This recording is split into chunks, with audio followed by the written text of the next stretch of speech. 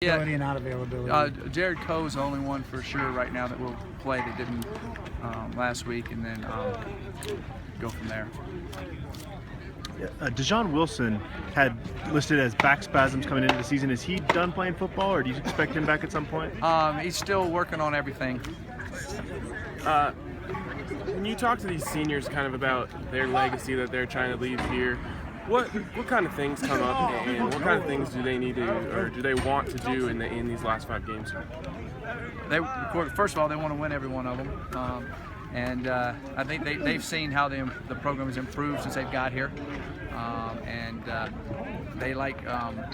Of course, they'd like to have won more games, but they want to win more games here at the end and keep it going. And they've left a good legacy of work ethic, of character, and done a lot of things like that have been very, very special. They've been good leaders and taken some of the young guys under the wings that people don't see. And so, besides all the stuff on the field, so I'm pleased with what they've done. And they're not finished yet, and they would like to go out of here with a bunch more wins. A little bit about the versatility that Donovan Lee brings to you guys, receiver, running back. It seems like he's having more and more of a role. Donovan, he brings a lot to the table. He can run the football. He can catch it.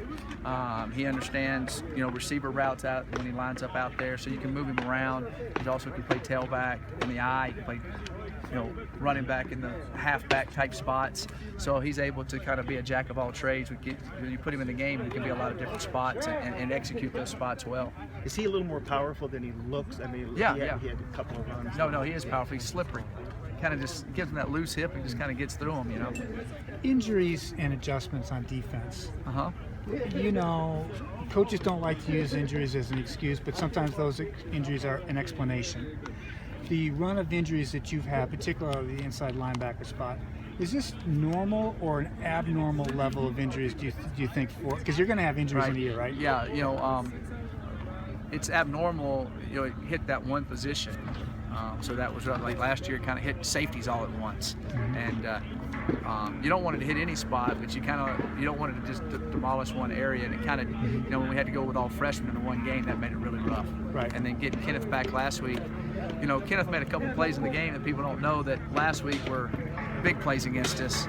That the week before with Kenneth in there, he saw it, he recognized it, and he made some really big plays for us. So it was great having him back in the lineup. And the other guys are getting better and better. Fans often ask about the running back rotation and kind of how that works. Does Clayton Adams dictate that, or how does that work game to game? Clayton does dictate that. Of course, we talk about different things. A lot of it goes with the flow of the game. A lot of it goes who's hot in the game. And a lot of it goes with how we think we're going to be able to attack them the best. So week to week it's a little bit different, and then also week to week on injuries has a lot to do with it also. Say a guy's injured, early in the season, and later in the season he say week 12 or week 13 he's finally healthy. Under NCAA rule, is he no longer able to get that medical red shirt? He can't get it. It has to go in the first, our game, we had 13 games this year, really the first 4 games. That's something that we've written up and sent into the NCAA to say that a kid, any 4 games in a 12 season or 13 game season, if they played anywhere in there in the 4, you ought to be able to play them. So, you have a couple guys go down late and you have a kid that's redshirted, but he could play 2 games and help the team win and help the team go and be able to play but still keep his red shirt. To me, it makes logical sense, but I think they should, but they don't. It's in the first 4, which is kind of, it seems like to me it ought to just be a percentage of the games within that year. Are you able to hold him out if he got healthy, just before the last game of the season? Would you be able to say, we're just going to hold you out so we can get that red shirt? Yeah, if you get to a point where they've been injured most of the season and they can't play and they can't go and they've been trying to go, yes. I mean, that's detrimental to the kid. You're able to do that. So, but it's got to be an injury that shows that they've been hurt and all that, and they've been trying to get back, and they've had countless treatments, and they've been seeing doctors and that type of thing. It can't be he had a cold, type of thing for a medical. Now you can redshirt a kid that's just a period redshirt if you hadn't used his redshirt year.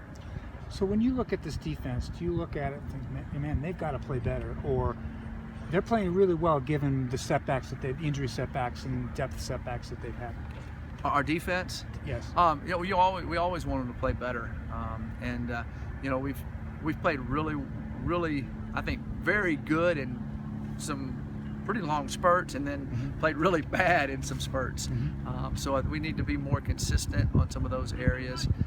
And then, you know, we've had, which every team has, we've had a few issues a couple of times in tackling, which we were in the right spot, the right check, the right everything. You just didn't make the play, and that's credit to the other team. And then we've had some plays where we've made some good plays in some good situations, but we need to be more consistent for a longer period of time in some of those games. Thank you.